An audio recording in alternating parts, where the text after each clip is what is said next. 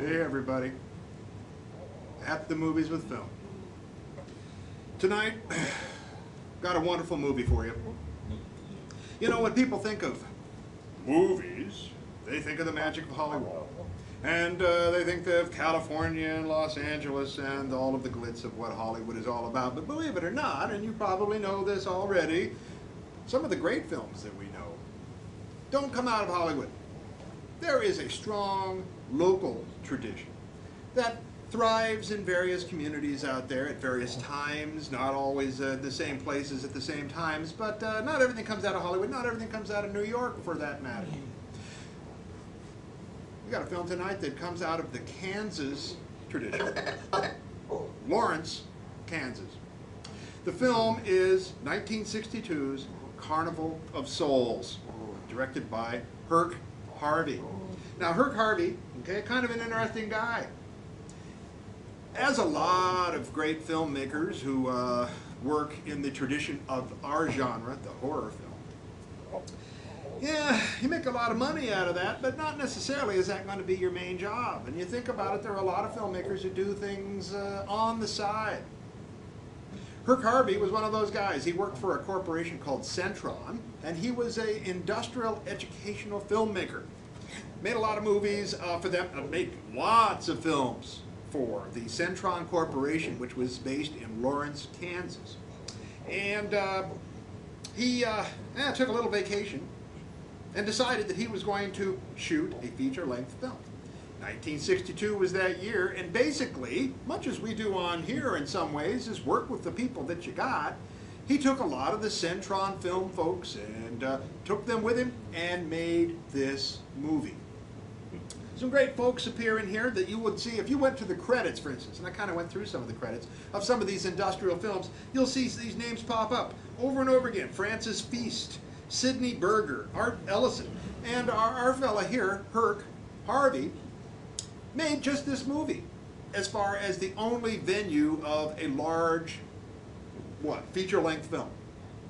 And he's proud of the film. I was looking at some quotes from him, and he at one point said that in 1990, I believe it was, he said that he's well known for Carnival of Souls. It's like his call to fame, but he feels bad about that because he's very proud of the industrial educational films that he made. Films that, one, really are problem-solving films. Films that deal with people who, you get a script of, showing how to use a screwdriver or something like that, and you're going to make a movie about it. Those are tough.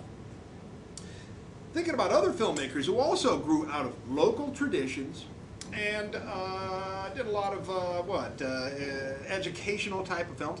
Another one that you know and love, and we show one of his films here, is George Romero's Night of the Living Dead, out of the Pittsburgh area. Now, Pittsburgh has always had a kind of an attachment for Romero, and likewise, of course, he used the same crew and bunch that he was working with doing industrial educational films as well when he did the 1968 Night of the Living Dead.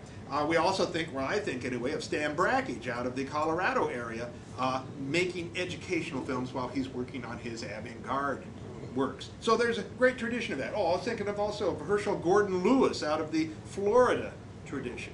It's kind of interesting. You think, whoa, so a lot of filmmakers don't necessarily have to fly off to California to make movies. No.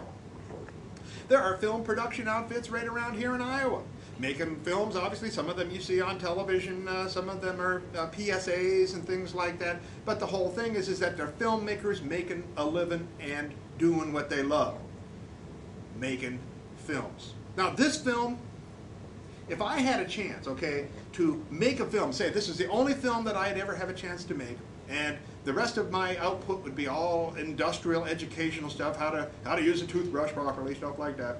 I think Carnivals of Souls would be one that I would be proud to have made. Marvelous, scary, unsettling film.